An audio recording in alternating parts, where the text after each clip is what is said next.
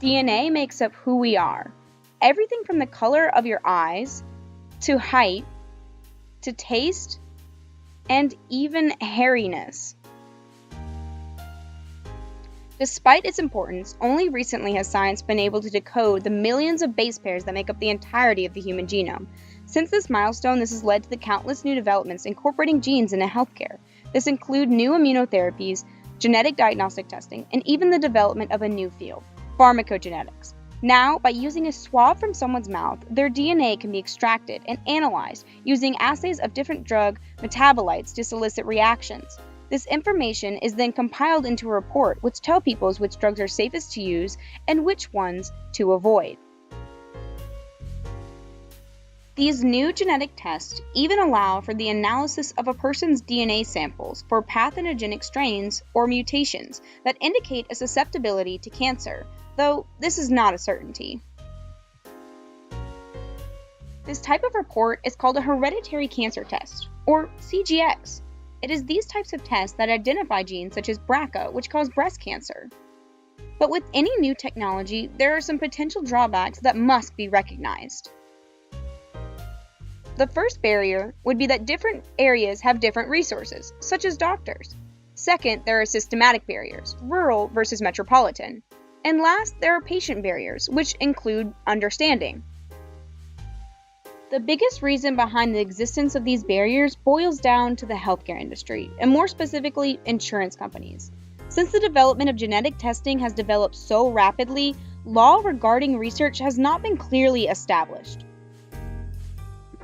Essentially, there are no restrictions on what insurance companies can do with your private genetic information, which means people can become penalized with higher rates if they learn they may be susceptible to high-risk diseases. If you find out you have a serious form of cancer or other genetic condition with no cure, this is seen as a costly, life-threatening condition, which patients then pay for with higher rates and limited plans, when a genetic report is not a guarantee of the manifestation of the disease. Not only is this a violation of a patient's privacy, but it also discourages other patients from seeking preventative care. So, how do we encourage the incorporation of CGX reports into future healthcare treatments? First, more patients need to be educated on their rights when offered a genetic test.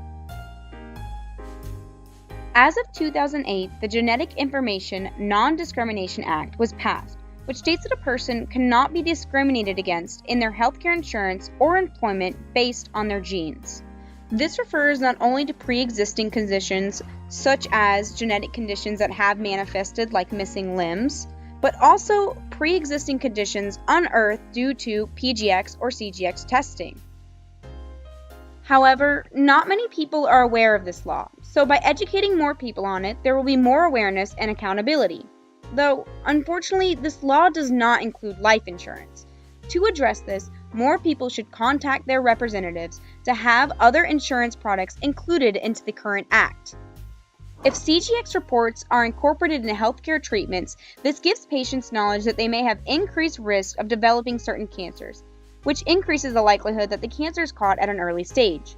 Starting treatment early in the disease is critical, with survival rates for common cancers such as breast, lung, and ovarian being as high as 90% if diagnosed early, compared to around 15% if not treated until the later stages. Only once there is a strong demand for genetic testing and all its benefits will insurance companies support this, which will lead to easier access in more suburban and even rural communities.